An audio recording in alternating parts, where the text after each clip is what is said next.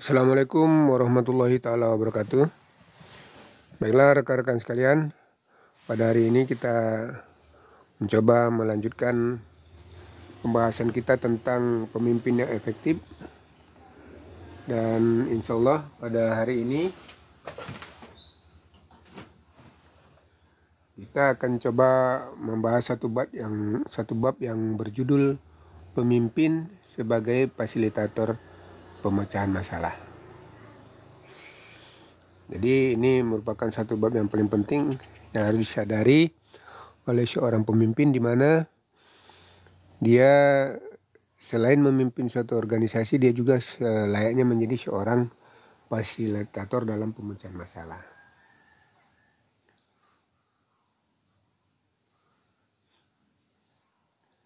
Jadi sebenarnya saya juga merasa terbantu dengan pemikiran tentang fungsi pokok pemimpin kelompok sebagai fasilitator pemecahan masalah ini. Ini demikian salah seorang pemimpin mengatakan.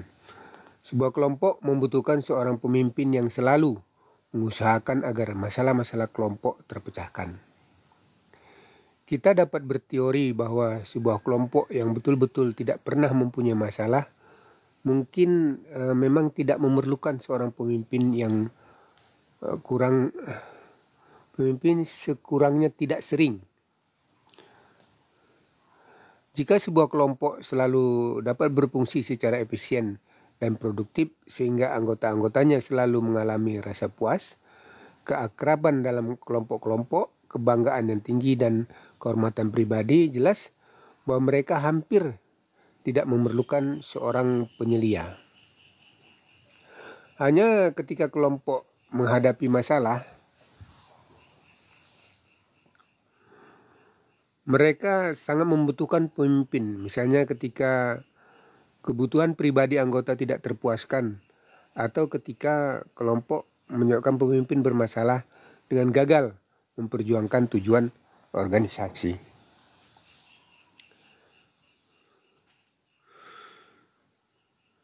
Jadi di sini sudah dirancang sebuah gambar atau skema grafis untuk memperlihatkan hubungan antara kedua macam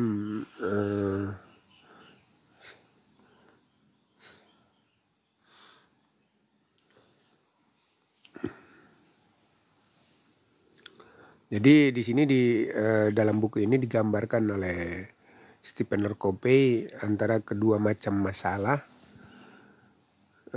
dan akan membantu kita merangkum semua gagasan yang berasal dari Maslow dan Herzberg yang sudah kita pelajari sebelumnya. Coba tempatkan diri Anda dalam sebuah posisi seorang pemimpin kelompok, lalu bayangkan bahwa setiap kali mengamati salah seorang anggota kelompok Anda, perilakunya anak selalu tampak melalui sebuah jendela yang segi empat yang terletak di hadapan Anda. Jadi sekarang bayangkan bahwa jendela itu mempunyai dua bagian. Sebuah untuk perilaku anggota yang dapat Anda terima karena tidak menyebabkan Anda bermasalah. Jadi di sini di dalam buku ini digambarkan seperti kotak itu. Jadi kotak itu dibagi dua. Ada bagian atasnya nanti. Jadi kalau kita melihat seorang karyawan, kita melihatnya seperti sebuah kotak yang terdiri dari dua bagian. Bagian sebelah atasnya ini merupakan bagian yang dianggap tidak bermasalah lah gitu. Sebuah lagi adalah perilaku yang tidak dapat Anda terima karena menyebabkan Anda bermasalah. Jadi bagian sebelah bawah segi empat tuh. Jadi segi empatnya dibagi dua sehingga kita kalau melihat seseorang kita lihat itu. Nah, di sini contohnya dia Karti, salah seorang anak buah Anda dengan tekun melaksanakan tugasnya karena perilaku itu sama sekali tidak membuat Anda bermasalah. Anda menempatkannya di kotak sebelah atas untuk Karti. Jadi bila kita melihat seorang karyawan, kita lihat dia melaksanakan tugas dan tidak bermasalah, maka dia kita tempatkan di kotak yang tidak membuat Anda bermasalah. Jadi kita setiap melihat karyawan kita tempatkan di kotak-kotak itu. Nah, contoh lain di sini makanya baru-baru ini seorang karyawan, taruhlah namanya Jupri, seorang bawahan Anda yang lain seringkali mendatangi Anda untuk meminta persetujuan atau petunjuk tentang sesuatu yang menurut Anda mampu diputuskannya sendiri. Jadi Anda merasa bahwa ia membuang-buang waktu Anda dan waktunya juga, dan menjadikan dia tidak mandiri. Perilaku ini tidak dapat Anda terima. Maka Anda akan meletakkannya di bagian bawah kotak pengamanan untuk Jepri. Nah, jadi kalau misalnya dia mempunyai perilaku yang tidak diinginkan, kita taruhkan dia, oh ini bagian kotak yang paling bawah ini untuk memisah-misahkan karyawan. Ini sebuah cara yang baik untuk memandang atau menilai perilaku anggota kelompok. Pertama, cara ini memaksa Anda menyadari perasaan Anda yang sejujurnya mengenai suatu perilaku tertentu, apakah Anda menerimanya atau tidak. Ini juga memberi Anda isyarat bila perilaku seorang membuat Anda bermasalah. Namun demikian, ini tidak berkata apapun tentang masalahnya sendiri. Dalam bab mendatang, kita baru akan membahasnya ini. Nah, Anda juga harus tahu bahwa dalam segi 4 perilaku, Anda garis yang memisahkan menjadi 2 bagian tidak selalu berada di tempat yang sama. Garis itu bisa sering berpindah baik ke atas maupun ke bawah.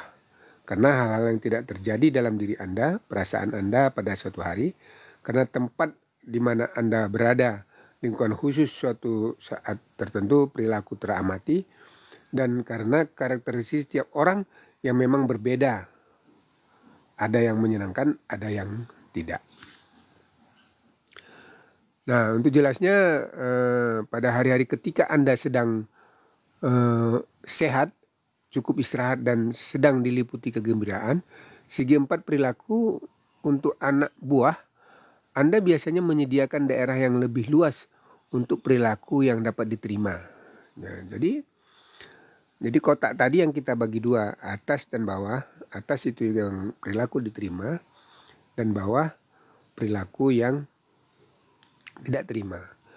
Jadi ini sebenarnya belum ini hanya sekedar mengelompokkan aja, tapi belum mencerminkan seperti apa masalah yang dihadapi. Tapi setidaknya kita sudah membedakan.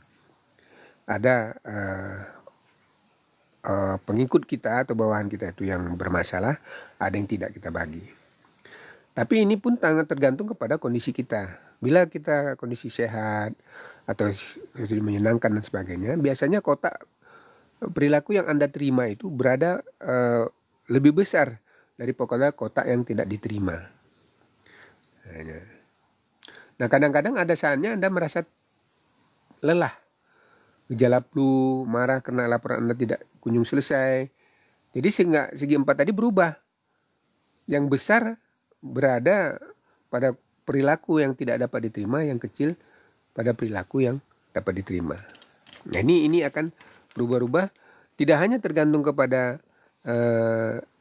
pengikut Anda, tapi juga bisa terpengaruh oleh kondisi perasaan kita.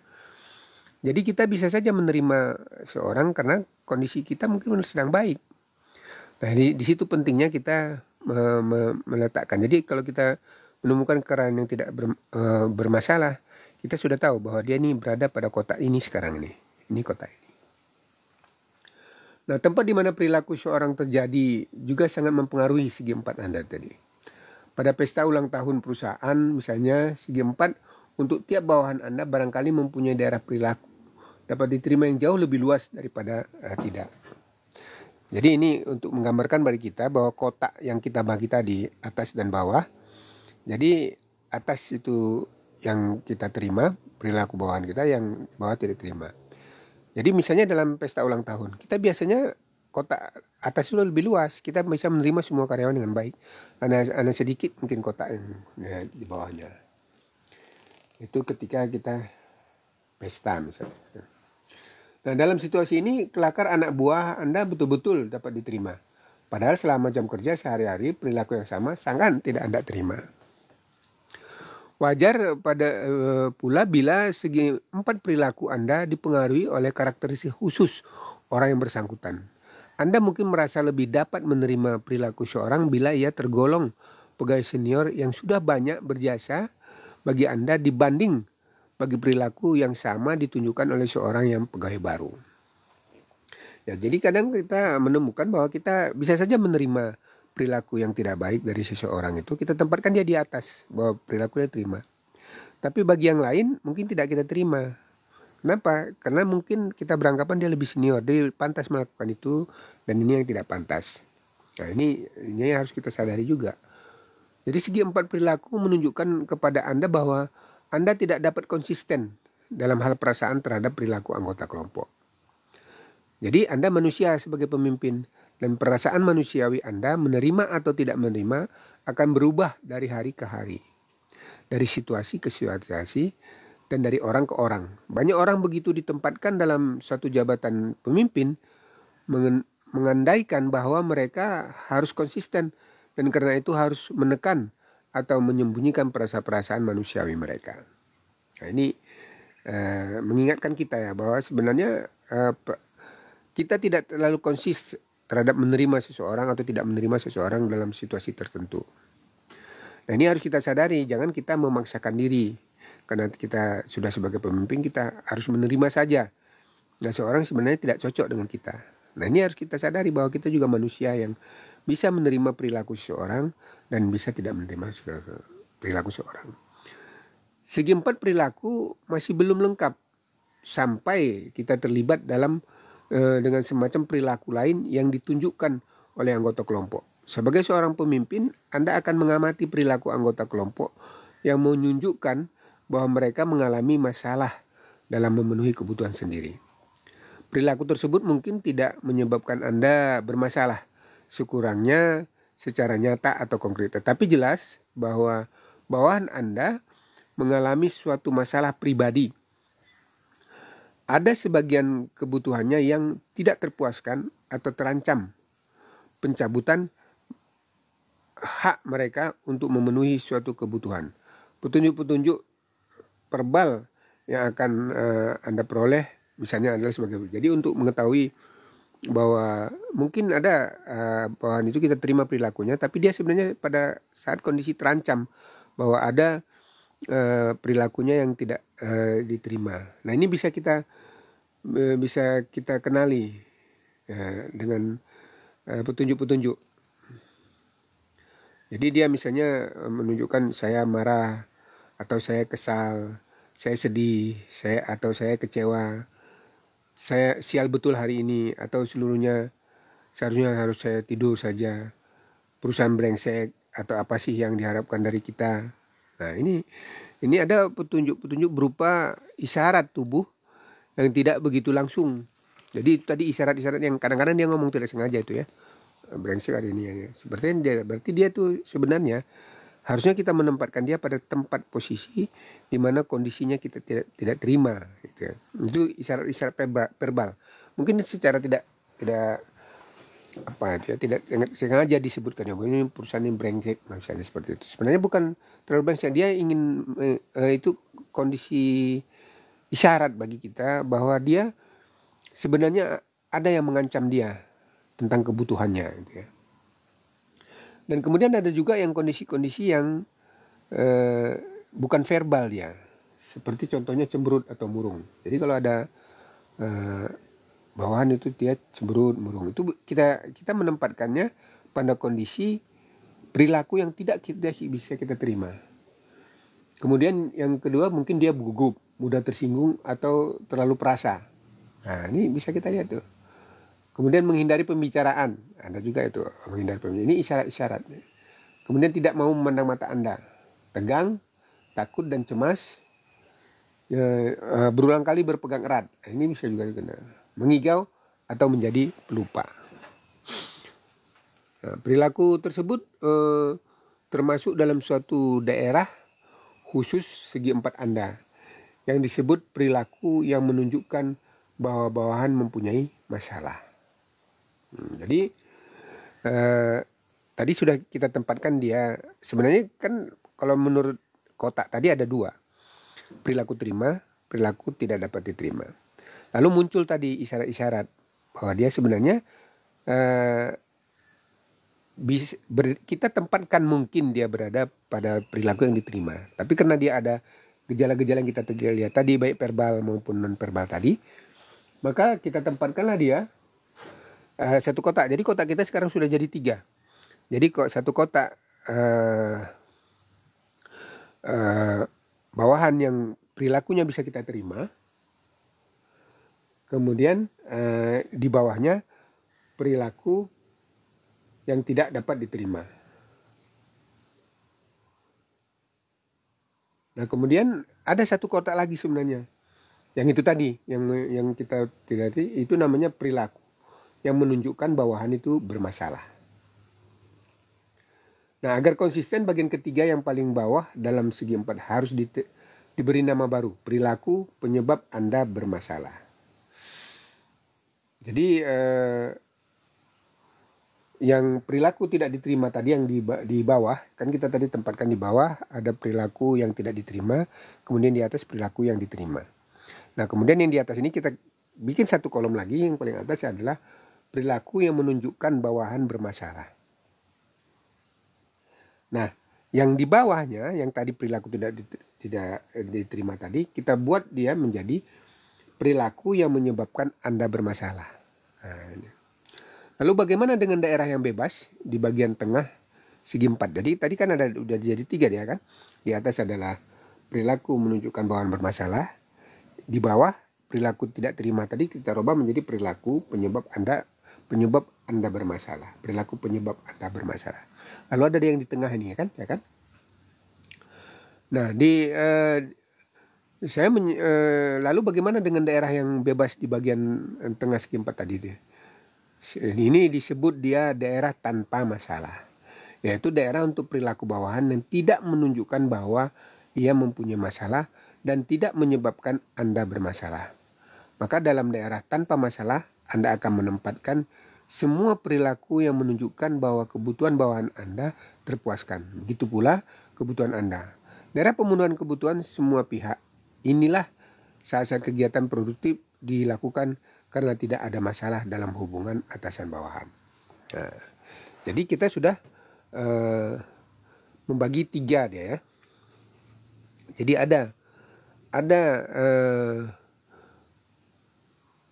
perilaku bawahan yang bermasalah yang bisa kita cirikan tadi dengan melihat kata-katanya tadi ya. Bila dia mengatakan ini perusahaan brengsek apa dan sebagainya, atau perilaku murung apa dan sebagainya, itu dia bermasalah. Lalu ada satu kelompok namanya perilaku yang menyebabkan Anda bermasalah. Karena apa? Karena Anda yang melihat dia ya dan memutuskan bahwa dia itu bermasalah menurut Anda. Jadi dia itu penyebab masalah Anda. Lalu ada di bagian tengah, di mana semua karyawan tidak bermasalah, tanpa masalah, tidak ada masalah. Nah, logikanya sebenarnya kreativitas itu akan muncul pada daerah wilayah-wilayah yang tidak bermasalah tadi sebenarnya. Yang ini. Nah, itu ya. Nah, sekarang kita dapat mendefinisikan kembali fungsi pokok seorang pemimpin yang efektif dengan kata-kata yang agak berbeda. Untuk memaksimalkan waktu kegiatan produktif dan mencapai pemenuhan kebutuhan semua pihak. Jadi itu sudah kita bisa ganti dia, memaksimalkan kegiatan produktif dan mencapai pemecahan masalah semua pihak. Karena tadi ada kelompok-kelompok yang bermasalah tadi. Tugas pokok pemimpin dengan demikian adalah memprakarsai pemecahan masalah, baik ketika bawahan bermasalah maupun ketika ia sendiri bermasalah. Dengan tujuan memperbesar daerah tanpa masalah atau memperpanjang waktu yang diperlukan untuk kegiatan produksi.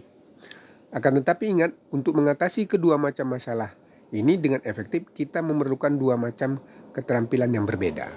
Jadi ada tadi bawahan yang bermasalah, kemudian ada bawahan yang menurut Anda bermasalah.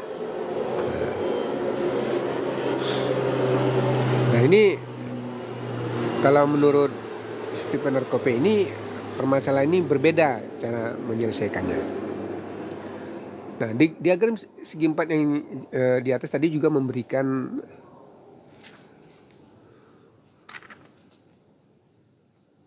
gambaran atau visual tentang penjelasan saya terdahulu tentang hal yang telah dibuktikan oleh penelitian Pemimpin yang efektif harus memenuhi kebutuhan anggota kelompok selain kebutuhan organisasi. Jadi segi 4 juga menampilkan dan menggarisbawahi definisi saya berikutnya tentang pemimpin yang fungsi pokoknya adalah fasilitator pemecahan masalah.